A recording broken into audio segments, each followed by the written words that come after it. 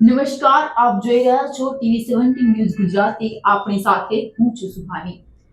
તો રોડ રસ્તા હોય કે ગમે તે સમસ્યા હોય, જનતાની સમસ્યા, તો જ્યારે જનતાની સમસ્યાની ઘણીવાર એવા કિસ્સા સામે આવતા હોય છે કે નેતાઓ સત્તામાં એટલા બેફામ, હોદ્દાને લઈને એટલા બેફામ થઈ જતા હોય છે કે તે જનતાના અવાજને દબાવવાની કોશિશ કરતા હોય છે.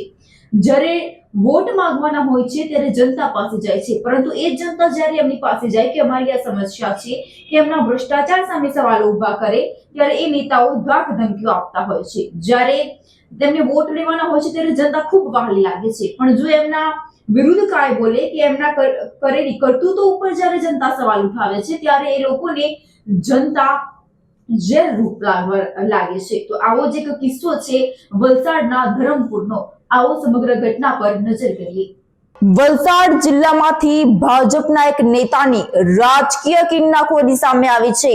રોડ રસ્તા માટે અવાજ ઉઠાવનારા સ્થાનિકોને ભાજપના નેતા દ્વારા ધમકી આપવામાં આવતી હોવાનો કિસ્સો સામે આવ્યો છે. વલસાડ ભાજપના જિલ્લા પંચાયતના સભ્ય કાકડ દાકલ ગામિત દ્વારા સ્થાનિકોને ધમકી આપવામાં આવતી હતી. ભાજપના નેતા દ્વારા કહેવામાં આવતું હતું કે શું તમે ગામના રાજા થઈ ગયા છો તો આ બધાનો વિરોધ કરો છો.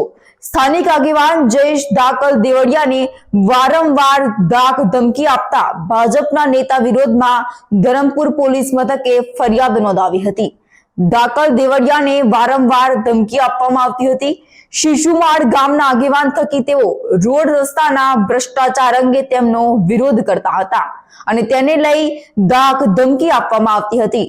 જિલ્લા પંચાયત સભ્ય કાકડભાઈ દ્વારા શિશુમાળ ગામના સામાજિક આગેવાનો કે જેમની રસ્તાના ભ્રષ્ટાચાર બાબતે રજૂઆત કરી હતી, એમને ધાક ધમકી આપી રહ્યો હોય કે તમે કેમ આવી ફરિયાદ કરો છો, તમે ગામના રાજા થઈ ગયા છો જેવા શબ્દ બોલીને અભદ્ર ભાષા વાપરી હોવાના આક્ષેપો કરવામાં આવ્યા હતા.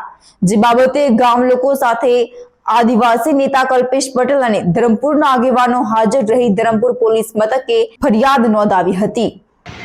મારા માટે મને ઝઘડો કરવા આવતો હતો કાકડભાઈ ગામે.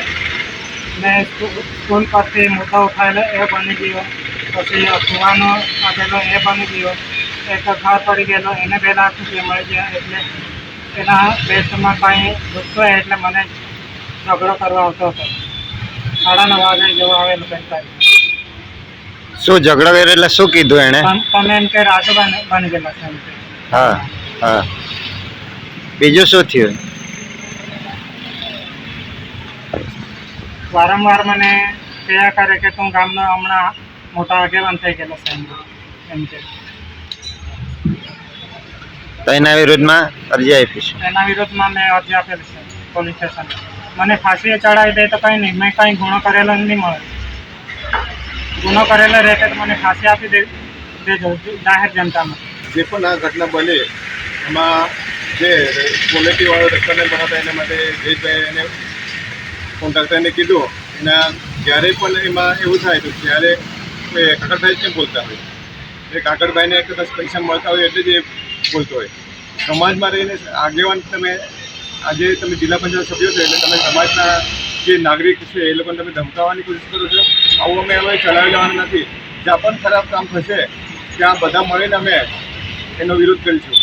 એટલે અમે આજે ત્યાં પોલીસ સ્ટેશનમાં અમે અરજી આપેલી છે કાકડભાઈના વિરુદ્ધમાં.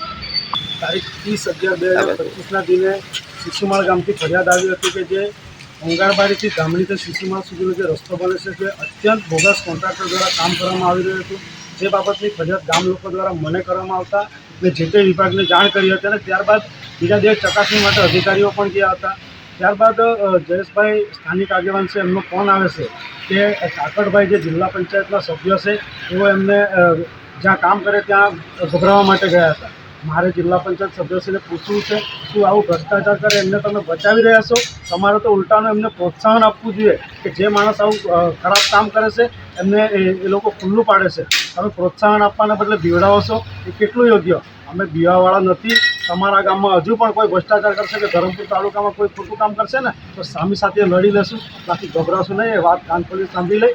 જે બાબતે અમે શિશુમાળ ગામના આગેવાનો સાથે આજે પોલીસ સ્ટેશનમાં ફરિયાદ આપી છે કે એમના વિરુદ્ધમાં કાયદેસરની કાર્યવાહી કરવામાં આવે, જેથી એક દાખલો બેસે સમાજમાં કે કોઈ પણ ખોટું કરશે એને ચલાવીશું. તો આવી જ અનેક પ્રકારની ખબરો જોવા માટે, અનેક પ્રકારની પ્રજાના સમસ્યાનું નિરાકરણ જોવા માટે નિહાળતા રહો TV17 ન્યૂઝ ગુજરાતી. અમે લાવીશું તમારા પ્રશ્નોનો જવાબ. TV17 ન્યૂઝ ગુજરાતી, દિલથી ગુજરાતી.